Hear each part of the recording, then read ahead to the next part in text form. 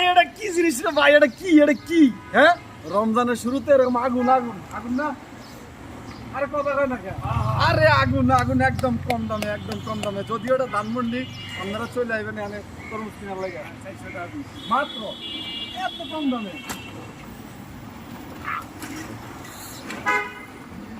যাই হোক, রমজানের শুরুতে আমাদের দেশে গতবারও কিন্তু তরমুজের সিজন ছিল। এবারও তরমুজের সিজন মানে এখন চলে আসছে। এখন হয়তো একটু দাম বেশি থাকবে, আর 2-1 সপ্তাহ গেলে তখন আবার তরমুজের দামটা কমে যাবে।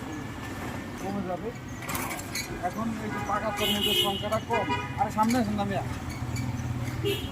পাকা তরমুজের সংখ্যাটা এখন কম, আস্তে আস্তে পাকবে, তখন দাম আরও কমবে। তো আপনারা যারা পছন্দ করেন চাইলে কিন্তু তরমুজ কিনে খেতে পারেন। রমজানে এই জিনিসটা অত্যন্ত শরীরের জন্য অত্যন্ত উপকারী, ঠিক আছে? আর এত তাড়াতাড়ি যে এত লাল হইব আমি এটা বুঝতে পারি ভাই। ওষুধ দিচ্ছেন নাকি? সিজন হয়ে পড়ছে না পুরা, তাহলে দাম এত বেশি আবার কাটা শুরু করতে আর কদিন পর কেজি 70 টাকা। হ্যাঁ, আর কদিন পর মনে করেন হেকেল তো কাঁচা মতো সব কাটবে, আর আমি তো একটা একটা করে পাকা দেখে কাটে।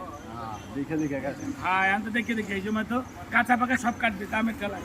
রমজান টান লাগবে।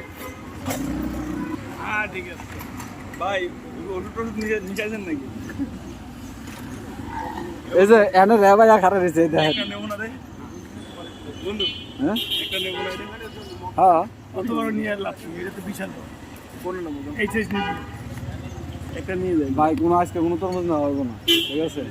আমি যদি না মুখে দিন ইনশাআল্লাহ। আজকে নিজেরা নিয়ে নিজেরা খাইবো, এটা কি হয়? না না, হের ব্যাস হইব, তুমি নাও, সমস্যা কি?